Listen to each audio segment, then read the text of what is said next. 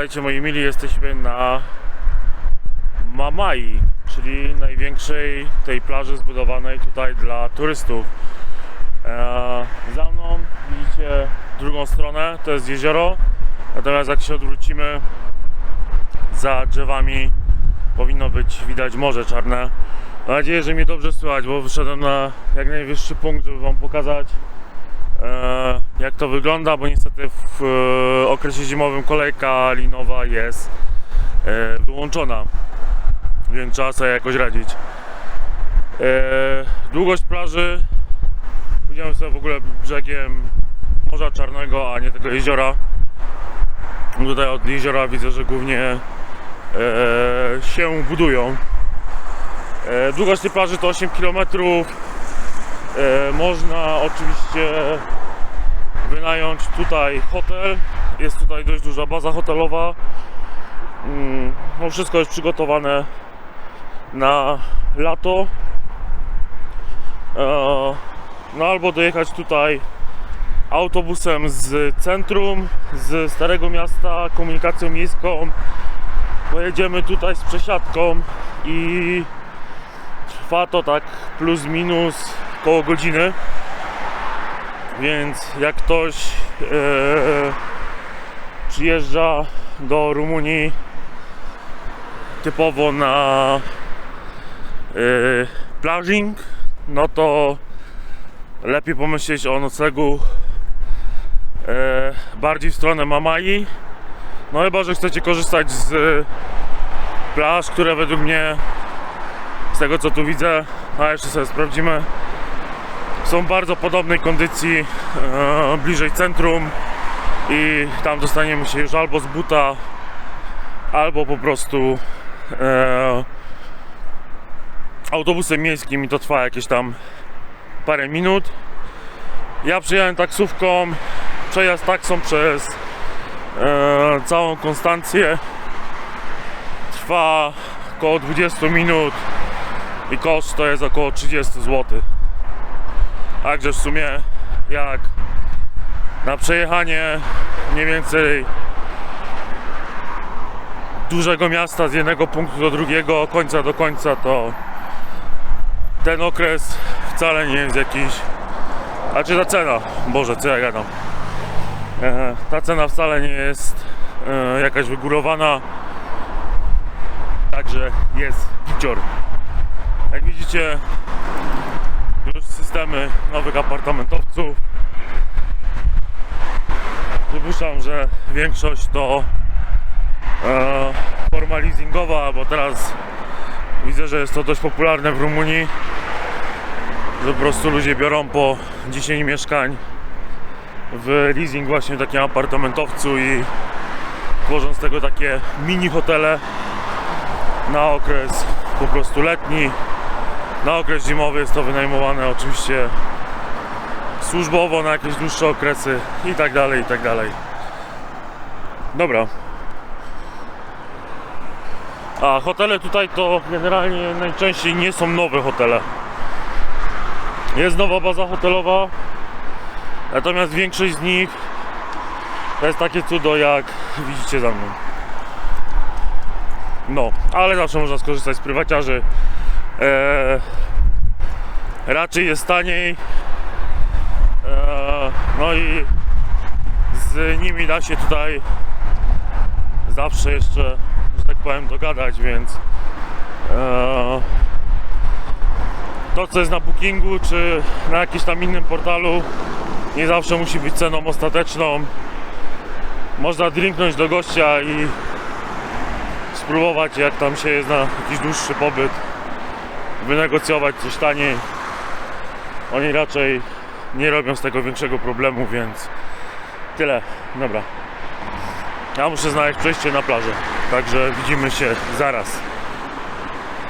No, to znajdujemy się na głównym deptaku. Tak to wygląda. On się ciągnie w jedną stronę.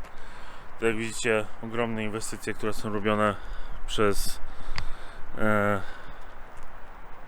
dla może lokalnych, chciałem powiedzieć przez lokalnych, ale nie wiadomo czyje to jest tak fizycznie. I tutaj mamy zaraz plaży. Więc idziemy. Jak już mamy, to idziemy.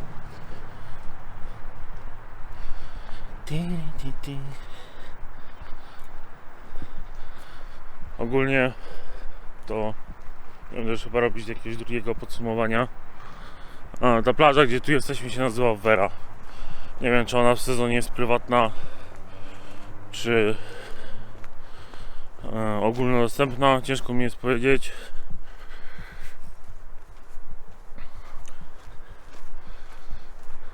Jakieś pachoły, kurwa, stawiali. Natomiast widzicie, plaża jest gigantyczna.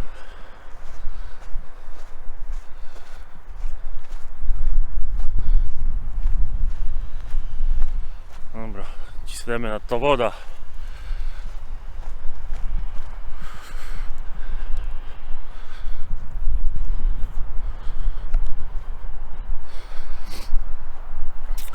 A, mówiłem, że już nie będę robić drugiego podsumowania. Kurde, gubię wątki. Powiem szczerze, że Konstancja jest bardzo ładna. Można nawet powiedzieć, że mnie urzekła, jeżeli chodzi o te rejony. No i na pewno warto tu przyjechać. Mi się wydaje, że w sezonie letnim, jak te plaże, wszystko tu funkcjonuje. Kiedyś przyjeżdżało tutaj dużo ruskich, natomiast teraz podobno już nie. Rumunia się bardziej otwarła na Europę i coraz to więcej klientów jest właśnie z Unii, jak i ze Stanów Zjednoczonych.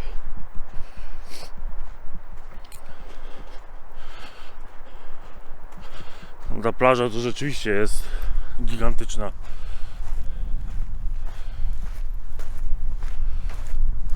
Kajte morze.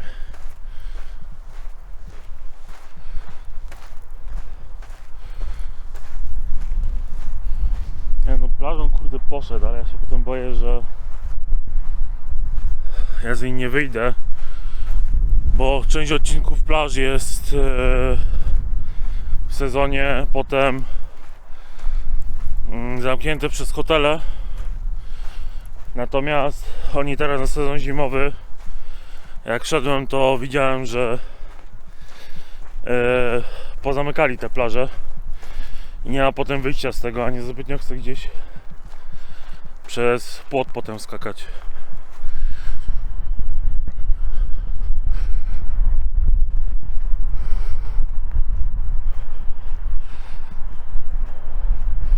No dobra, prawie my chyba są.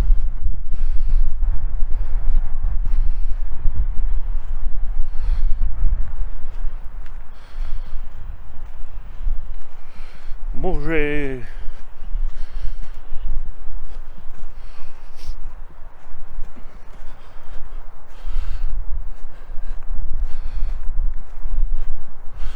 gdzieś ci ludzie gdzieś kurde idą.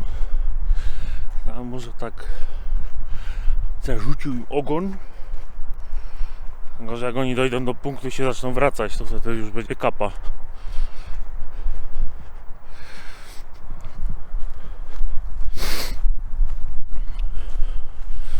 Helikopter. Kurde, idzie się tu, ja myślałem, że ta plaża jest trochę mniejsza.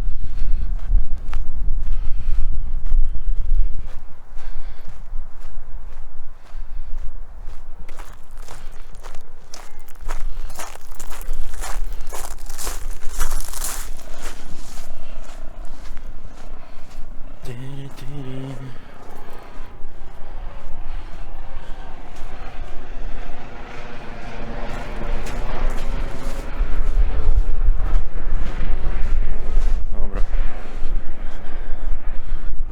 Sumy. Z boku będzie ładnie widać.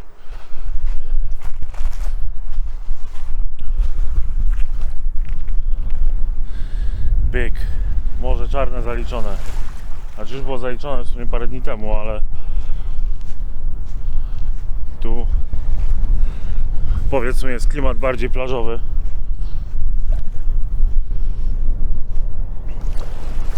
No wysunąłbym wnioski trochę dalej i powiedział, że ta woda to jest ciul czysta, nie?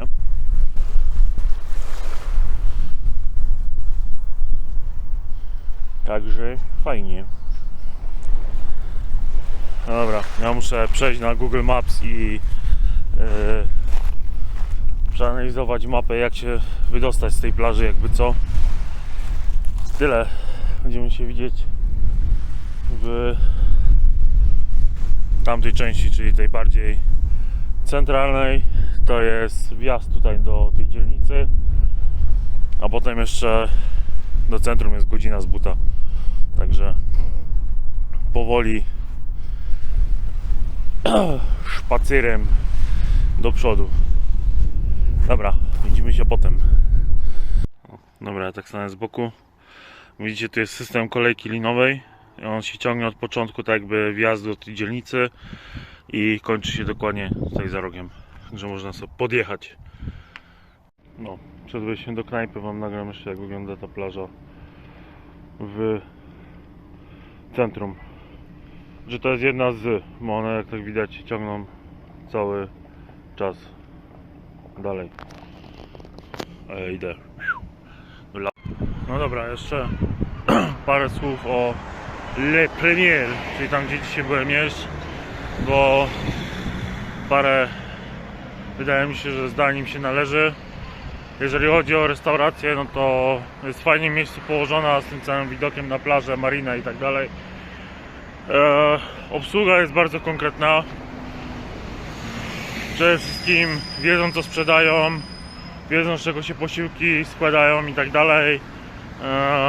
Pan jak podchodzi, jak coś zamawiacie, to jak bierzecie, nie wiem, zupę pomidorową, tak jak ja brałem na przykład w moim przypadku, to od razu mówi, że to jest zmiksowane z pomidorów bułgarskich z włoskimi i jest to przyprawiane oliwą z pieprzem, czosnkiem i tak dalej, i tak dalej. Także pod tym względem jest rzeczywiście dobrze. Jeżeli chodzi o smak, to jest bardzo dobrze i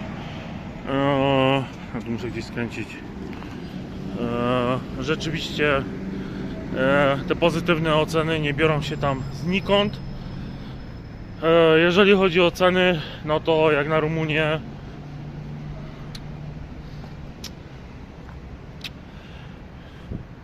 średnio plus / drogo.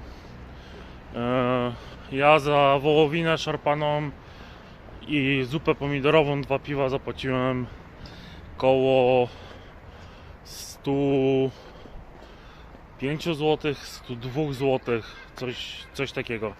Musiałbym sprawdzić dokładnie.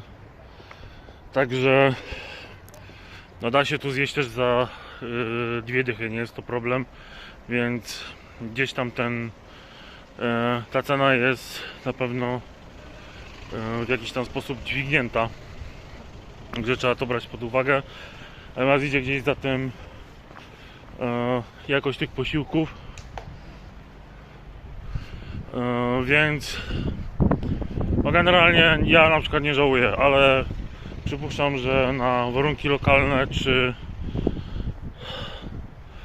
ktoś tam no może powiedzieć, że to lepiej tam iść do kebaba i za tam 2 dychy, wiecie, rzucą wam talerz praktycznie mięsa i tak dalej, i tak dalej. No tam na pewno płaci się też za lokalizację i płaci się na pewno za dobrą obsługę. No bo trzeba rzeczywiście zaznaczyć, że ta no zrobili aż na mnie wrażenie, że tak powiem, że wiedzą, co jest na tych talerzach, wiedzą, co dzieje się w tej restauracji, że są oddziały tej restauracji, że zajmują się też hotelarstwem, jakimś tam przygotowaniem cateringów i tak dalej, także no zakres pracy mają dość duży i fajnie, że są tego świadomi i tego nie zlewają wszystkiego, także no, duży plus. Także chyba tyle z dnia dzisiejszego.